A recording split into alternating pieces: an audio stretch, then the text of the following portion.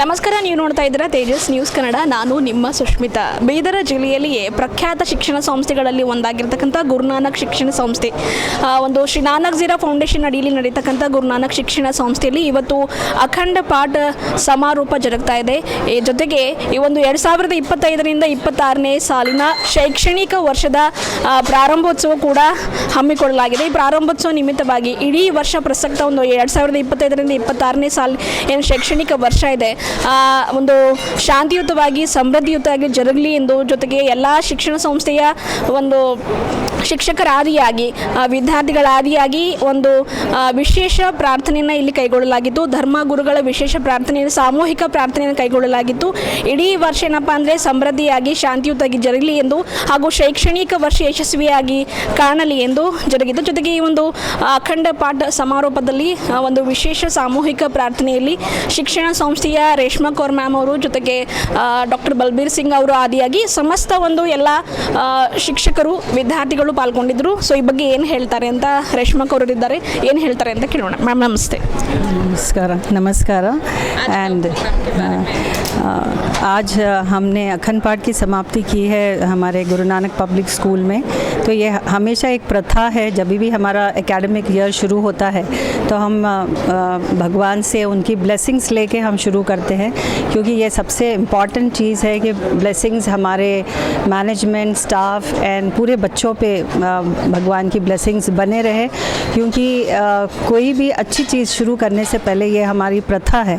और साथ साथ में हमारे जो 10th क्लास और 12th क्लास के बच्चे CBSE और स्टेट में जो टॉपर्स हैं, जो अबाउ 90% स्कोर किए हैं, उनको हम सब यहाँ बुला के आज सम्मान करते हैं.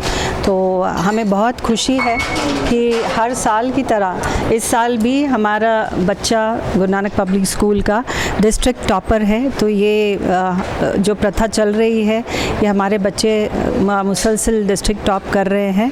और मेरी उम्मीद है कि हमारे आगे आने वाले बच्चे भी इस प्रथाओं को फॉलो करेंगे और हमेशा टॉपर बने रहेंगे.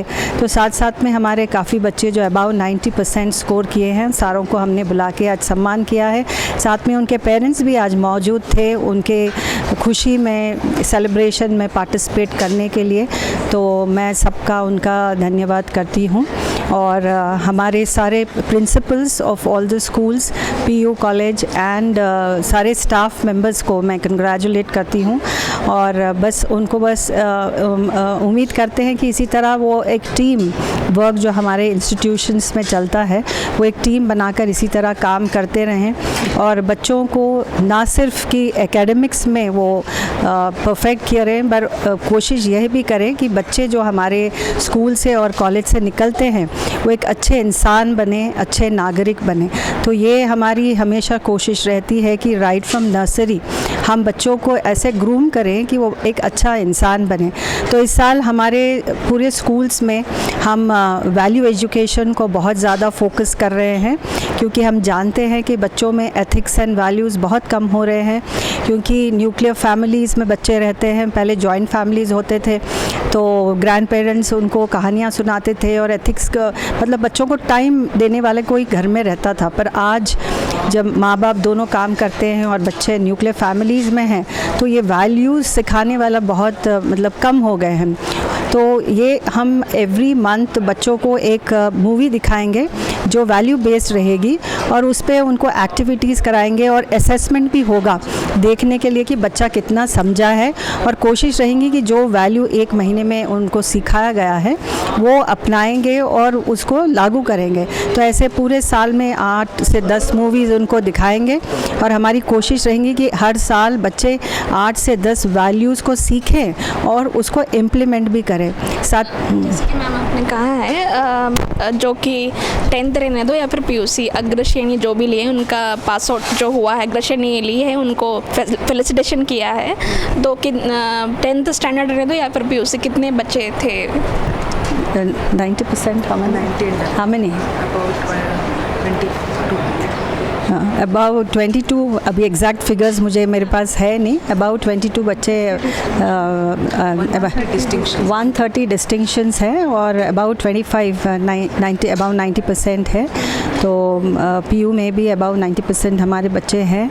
तो हम उम्मीद करते हैं कि वो जो एम उनका है प्रोफेशन में लेने का, उनकी वो अच्छा करेंगे अपने प्रोफेशन में। जैसे कि हम देखते हैं ग्रामीण से स्टूडेंट्स रहने दो या फिर पेरेंट्स रहने दो, ग्रामीण भाग से या फिर शहर से, जो भी देखते हैं स्कूल कौन सा अच्छा है, बीदर में स्कूल कौन सा अच्छा है, स्टूडेंट मेरे बच्चा कहाँ पढ़ना चाहिए, अच्छा वैल्यूज़ एथिक्स, आप जैसे कहा था वैल्यूज़ एथिक्स और शिक्षण कहाँ अच्छा है बोले तो वो जो ग्राफ में है, ग्राफ में एक गुरु नानक स्कूल भी आता है, तो उसके बारे में नहीं, इसीलिए हमारे पेरेंट्स के डिमांड के वजह से हम हमारी कोशिश कर रहे हैं कि हर तालुका में स्कूल खोलें। तो अभी जैसे औराद में है, मन्नाखेली में और जनवाड़े में, तो हम सेम क्वालिटी ऑफ एजुकेशन वहाँ बच्चों को देते हैं और मिनिमम फ़ीस, तो जो आप कंपेयर करोगे फ़ीस जो मेन स्कूल में है उससे 50% फ़ीस में हम सेम करिकुलम पढ़ा रहे हैं और सारे टीचर्स हमारे बिदर से वहाँ जाते हैं। तो हमारी कोशिश यही है कि बच्चों को क्वालिटी एजुकेशन मिले, ना सिर्फ कि बिदर प्रॉपर में पर इंटीरियर प्लेसेस में भी क्वालिटी एजुकेशन मिले और वैल्यू एजुकेशन मिले। तो ये हमारी कोशिश है। आप अभी कहा था जैसे कि हम मूवी दिखा रहे हैं वैल्यूज़ के लिए, एथिक्स के लिए, स्टूडेंट के लिए, आप देखते हैं आजकल जो कि बच्चे हैं, स्टूडेंट्स हैं, फ़ोन में ज़्यादातर बिज़ी रहते हैं।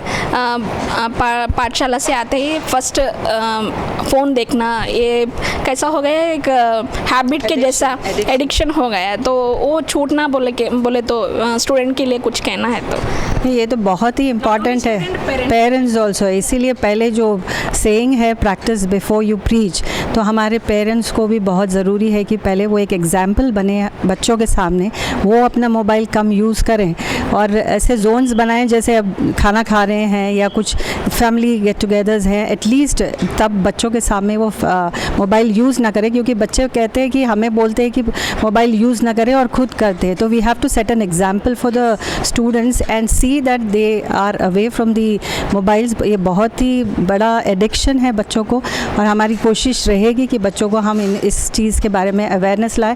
और जैसे वैल्यू एजुकेशन मैंने बताया है आपको, उसमें ये सारी चीज़ें हम कवर करेंगे कि बच्चों को अवेयर करने के लिए दे be away from digital media. So ಇದಾಗಿತ್ತು ರೇಷ್ಮಾ ಅವರೊಂದಿಗಿನ ಮಾತುಕತೆಯಾಗಿತ್ತು. ನಮ್ಮ ಶಿಕ್ಷಣ ಸಂಸ್ಥೆಯಲ್ಲಿ ವ್ಯಾಲ್ಯೂಸ್ ಎಥಿಕ್ಸ್ ಜೊತೆಗೆ ಇಡೀ ಒಂದು ಶಿಕ್ಷಣದ ಮೌಲ್ಯತೆಯನ್ನು ಮಕ್ಕಳ ವಿದ್ಯಾರ್ಥಿಗಳ ಸರ್ವಾಂಗೀಣ ಅಭಿವೃದ್ಧಿಗಾಗಿ ಇಲ್ಲಿ ಒಂದು ಹೇಳಿಕೊಡಲಾಗ್ತಾ ಇದೆ ಎಂದು, ಜೊತೆಗೆ ಪಾಲಕರು ಕೂಡ ಅವರ ಮಕ್ಕಳಲ್ಲಿ ಒಂದು ಕುಟುಂಬದಲ್ಲಿ ಮನೆಯಲ್ಲಿ ಆ ರೀತಿ ವಾತಾವರಣ ಬೆಳೆಸಬೇಕಿ. ವಿದ್ಯಾರ್ಥಿಗಳು ಯಾವುದೇ ರೀತಿಯಿಂದಲೂ ಒಂದು ಮೊಬೈಲ್ ಬಳಕೆ ಮಾಡ್ಬೋದು, ಮೊಬೈಲ್ನಿಂದ ದೂರ ಇರಬೇಕು ಎನ್ನುವಂಥದ್ದು ಪಾಲಕರು ಹೇಳಿಕೊಡಬೇಕು. ಜೊತೆಗೆ ಪಾಲಕರು ಕೂಡ ಏನಪ್ಪ ಅಂದರೆ ಮೊಬೈಲ್ ಜಾಸ್ತಿ ವಿದ್ಯಾರ್ಥಿಗಳ ಮುಂದೆ ಮೊಬೈಲ್ ಬಳಸಬಾರ್ದು ಎನ್ನುವಂಥದ್ದು. ಜೊತೆಗೆ ವಿದ್ಯಾರ್ಥಿಗಳು ಬರೀ ಪಠ್ಯೇತರ ಚಟುವಟಿಕೆಗೆ ಅವಲಂಬನೆಯಾಗಿರುತ್ತೆ.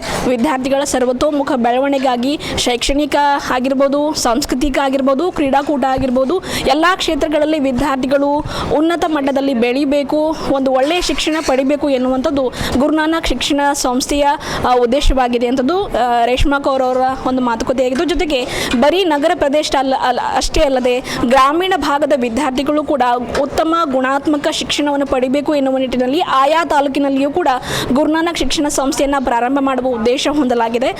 ನಗರ ಪ್ರದೇಶಕ್ಕೆ ಹೋಲಿಸಿದರೆ ಇಲ್ಲಿರ್ತಕ್ಕಂಥ ಫೀ ನೋಡಿದರೆ ಗ್ರಾಮೀಣ ಭಾಗದಲ್ಲಿ ಆಯಾ ತಾಲೂಕುಗಳಲ್ಲಿ ಆಗ್ತಕ್ಕಂಥ ಒಂದು ಗುರುನಾನಕ್ ಶಿಕ್ಷಣ ಸಂಸ್ಥೆಯಲ್ಲಿ 50% ಅಂದರೆ ಮಿನಿಮಮ್ 50% ಫೀಯನ್ನು ಅಂದರೆ ಕಡಿಮೆ ದರದಲ್ಲಿ ಫೀ ತೆಗೆದುಕೊಂಡು ನಾವು ಶಿಕ್ಷಣವನ್ನು ಕಲಿಯುವ ಉದ್ದೇಶ ಹೊಂದಲಾಗಿದೆ ಅಂತಕ್ಕಂಥದ್ದು ರೇಷ್ಮಾ ಅವರೊಂದಿಗಿನ ಮಾತುಕತೆಯಾಗಿದ್ದು. ಇವತ್ತಿನ ದಿವಸ ಈ ಒಂದು ಶಿಕ್ಷಣ ಸಂಸ್ಥೆಯಲ್ಲಿ ಏನಪ್ಪ ಅಂದರೆ 10th ಆಗಿರ್ಬೋದು, PUC ಆಗಿರ್ಬೋದು, ಯಾರ್ಯಾರ ಪರೀಕ್ಷೆಯಲ್ಲಿ ಅಂದರೆ ಹಿಂದಿನ ವರ್ಷ ಯಾರ್ಯಾರ ಪರೀಕ್ಷೆಯಲ್ಲಿ ಅಗ್ರಶ್ರೇಣಿಗಿದ್ದು ಪಾಸಾಗಿದ್ದಾರೆ ಆ ವಿದ್ಯಾರ್ಥಿಗಳು ಪಾಲಕರ ಸಹಿತವಾಗಿ ಅವರಿಗೆ ವಿಶೇಷ ರೀತಿಯಲ್ಲಿ ಸನ್ಮಾನಿಸಿ ಪ್ರೋತ್ಸಾಹ ಕೂಡ ನೀಡಲಾಗಿದೆ.